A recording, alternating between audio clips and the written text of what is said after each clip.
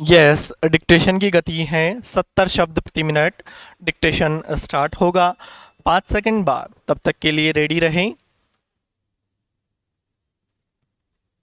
Start. दिनांक 13/5/2024 को न्यायालय द्वारा अभियुक्त के बयान अंतर्गत धारा 313 दंड प्रक्रिया संहिता लेखबद्ध किए गए, जिसमें अभियुक्त ने परिवादी की ओर से प्रस्तुत समस्त साक्ष्य को गलत बताते हुए कथन किया कि उसके चेक का दुरुपयोग किया है। उसका परिवादी से कोई लेन देन नहीं था। मदन लाल ने कुछ सामान किसी अन्य व्यक्ति को दिलाया था। वह मदन लाल के साथ था। उसने रुपए नहीं दिए तो उसका चेक रख लिया।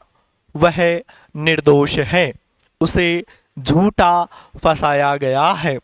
अभियुक्त की ओर से साक्ष्य सफाई पेश नहीं करना चाहने पर दिनांक 17/8/2024 को साक्ष्य सफाई का अवसर समाप्त किया गया। बहस अंतिम सुनी गई। परिवादी अधिवक्ता द्वारा दौराने बहस परिवाद में वर्णित कथनों की पुनरावृत्ति करते हुए मुख्यतः यह तर्क प्रस्तुत किए कि अभियुक्त के द्वारा दिया गया चेक परिवादी के द्वारा बैंक में प्रस्तुत करने पर अनादरित हो गया। अभियुक्त को प्रेक्षित नोटिस की जानकारी होने के पश्चात भी उसने चेक राशि का भुगतान नहीं किया।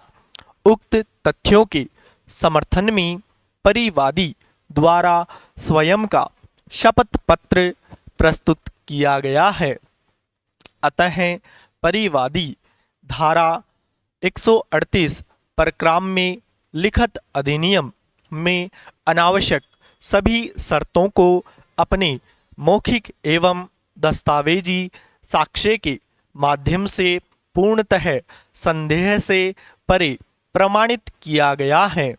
फलस्वरूप अभियुक्त के अपराध अंतर्गत धारा 138 एनआई एक्ट में दोष सिद्ध घोषित किया जाकर परिवाद में वर्णित राशि की दुगुनी रकम दिलवाई जाने का निवेदन किया, जबकि इसके विपरीत विद्वान अधिवक्ता अभियुक्त की ओर से बहस की गई एवं दौराने बहस यह तर्क दिए कि परिवादी द्वारा परिहार ट्रेडिंग कंपनी से स्वयं का संबंध स्थापित नहीं किया गया है और न ही क्रय किए गए माल के बिल प्रस्तुत किए गए हैं।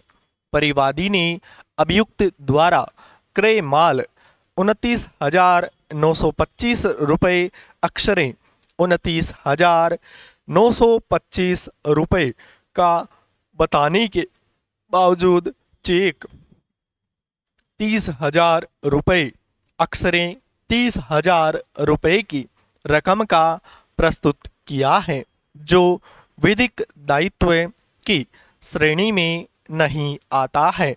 अतः उपरोक्त तर्कों के समर्थन में प्रस्तुत दस्तावेजी एवं मौखिक साक्ष्यों के आधार पर यह स्पष्ट है कि अभियुक्त द्वारा परिवादी की ओर से प्रस्तुत किए गए साक्ष्यों का खंडन किया गया है। अतः परिवादी स्वयं के मामले को पूर्णतः संदेह से परे प्रमाणित करने में उपरोक्तानुसार असफल रहा है। अंत में अभियुक्त को अपराध अंतर्गत धारा 138 एनआई एक्ट में दोषमुक्त किए जाने का निवेदन किया। विचारणीय बिंदु के निस्तारण हेतु सर्वप्रथम एनआई एक्ट में वर्णित धारा 138 के अपराध के गठन हेतु उक्त धारा में वर्णित समस्त शर्तों की आपूर्ति एक साथ होना आवश्यक है। उक्त धारा के अंतर्गत वर्णित शर्तों की पूर्ति के पश्चात परिवादी के पक्ष में धारा 139 एनआई एक्ट के अंतर्गत वर्णित उपधारा का सृजन होता है। स्टॉप, पूर्ण स्टॉप। दोस्तों, यदि आप इस ऑडियो की आउटलाइन प्राप्त करना चाहते हैं तो अलग से प्लेलिस्ट दी गई है, वहाँ पर जाकर आप इसकी आउटलाइन प्राप्त कर सकते हैं। और यदि आपने स्टेनो जंक्शन ऐप डाउनलोड नहीं किया है तो वो ऐप डाउनलोड कर लें और वहाँ से अपनी तैयारी को एक शानदार दिशा दें ताकि आपका सिलेक्शन निश्चित हो सके। दोस्तों, आज के लिए इतना ही। धन्यवाद। जय हिंद, जय भारत प्यारे बच्चों।